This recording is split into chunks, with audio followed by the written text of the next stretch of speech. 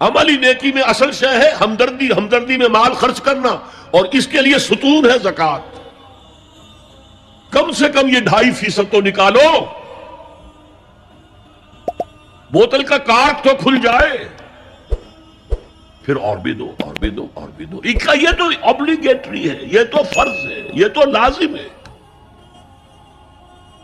لیکن مقصد کیا ہے؟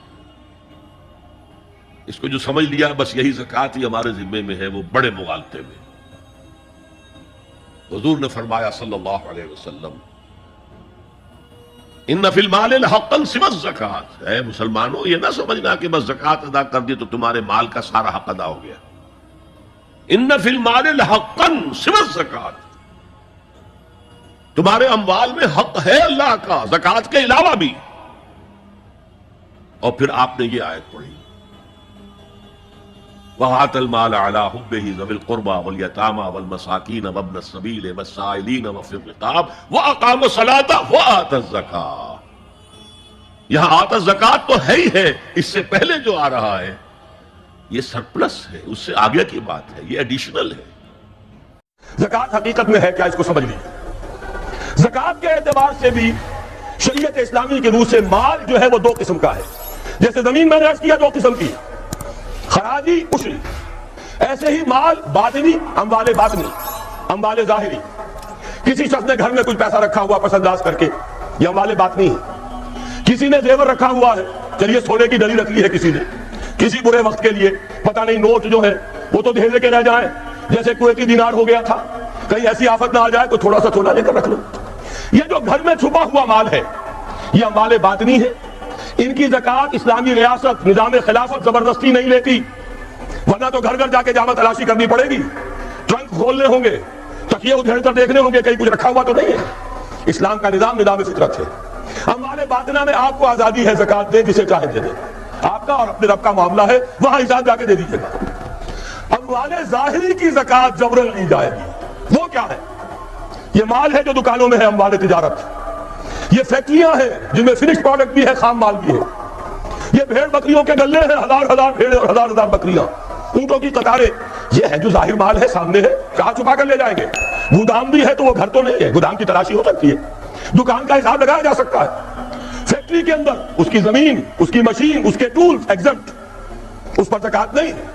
لیکن جو بھی مال ہے اس میں وہ 2 شکلوں میں ہوگا، یا خام مال ہے، کپڑا بنانے کا کارخانہ ہے تو دھاگا پڑا ہے اتنے کروڑ کا، تیار کپڑا ہے اتنے کروڑ کا، اس کا 2.5% دے دیجئے۔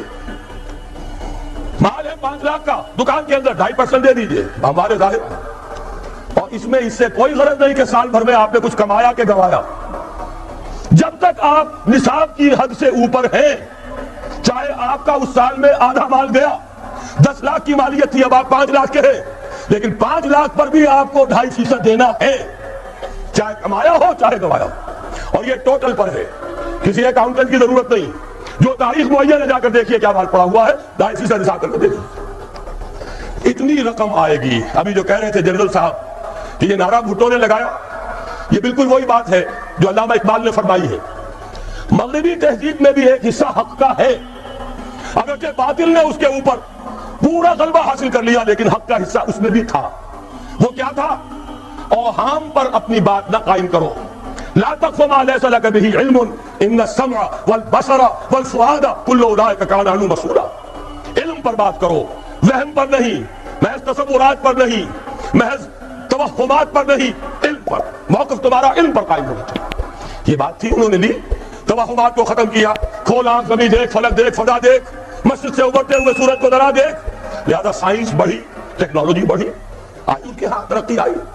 اسی طرح یہ سمجھ لیجئے روٹی، کپڑا اور مکان کوئی کافرانہ نعرہ نہیں تھا، یہ افراد کا بنیادی حق ہے، اور تاریخ انسانی میں پہلی مرتبہ عمر فاروق نے اس حق کا بیان کیا۔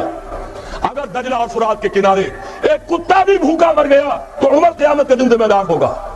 کون مارکس ہے، کیا پدی اور کیا پدی کا شوربہ، کون کوئی جدید تصورات دینے والے ہوں گے؟ یہ کل کی پیداوار ہے اور آج ختم ہو چکے، آج ان کے چہروں پر کالک بلی جا رہی ہے، آج ان کے مجسمے گرائے جا رہے ہیں۔ عمر فاروق کا فرمان، یہ محمد کے غلام اور ایک ادنا تربیت یافتہ سپاہی کا فرمان ہے، یہ تا قیامت قائم رہے گا۔ ہر شہری کی بنیادی ضروریات کی کفالت ہے جو نظام خلافت کے ذمہ۔ اور اس میں تو جیسا کہ میں نے عرض کیا، اس میں تو حضرت عمر نے مسلمان نہیں کہا،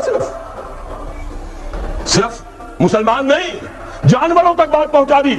اس کا مطلب یہ کہ غیر مسلموں کا بھی حق، اس لیے کہ حضرت عمر ہی نے ایک مرتبہ دیکھا تھا، کسی صوبائی دارالحکومت کے دورے پر گئے تھے، کوئی ایک بڈھا غیر مسلم غالباً مجوسی تھا، وہ کچھ خیرات مانگتا پھر رہا تھا، بہت بوڑھا ضعیف۔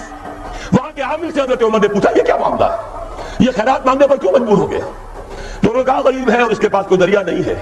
فرمایا یہ بڑا ظلم ہے کہ جب یہ جوان تھا کماتا تھا ہم اسے جزیہ لیتے تھے، اور آج اگر یہ بوڑھا ہو گیا ہے اور اس کا کوئی والی وارث نہیں ہے تو ہم نے اسے سڑکوں کے اوپر بھیک مانگنے کے لیے چھوڑ دیا، اس کا بھی وظیفہ مقرر ہو جائے گا۔ یہ ذمہ داری، یہ کفالت عامہ ہر شہری کے لیے۔ اور یہ جان لیجئے تجارت میں اور صنعت میں یہ سارا فساد جو اس وقت ہے وہ اس وجہ سے ہے کہ عام آدمی، عام کسان، عام مزدور مجبور ہے کہ سرمایہ دار اور جاگیردار کی طرز پر کام کرے، نہ کرے گا تو کیا کرے گا؟ ٹریڈ یونین بنا لیجئے، وہ بھی جیبی ٹریڈ یونین بنا لیں گے، ان کے اپنے ایجنٹ ہوں گے، اب لڑیے خون کس کا جائے گا؟ مزدور ایک دوسرے سے ٹکرائیں گے، کچھ حاصل نہیں۔ اسلام نے کیا نظام دیا ہے؟ آپ غریب کو ضمانت دے دیجئے، اگر تمہیں صحیح ویج نہیں مل رہی، تمہیں صحیح مبادلہ نہیں مل رہا اپنی محنت کا، مت کام کرو، تمہیں بھوکا نہیں مرنے دیا جائے گا، تمہاری بنیادی ضروریات کی کفالت ریاست کرے گی۔ اب ہوئی برابر کی چوٹ۔ اگر کارخانے دار کہہ سکتا ہے کہ اگر آپ کو یہ چیز منظور ہے کام کیجئے ورنہ جائیے، سب مزدور چلے جائیں گے، میں لاک اپ کر دوں گا، کارخانہ بند کر دوں گا، لیکن یہ کہ مزدور اس وقت یہ نہیں کہہ سکتا، وہ تو کہے گا جناب اسی تنخواہ پر کام کروں گا، اس لیے کہ ایک دن کام نہ کرے شاید بچ جائے، 2 دن کام نہ کرے بچ جائے، تیسرے دن فاقہ آئے گا، اس کے پاس کھانے کو نہیں۔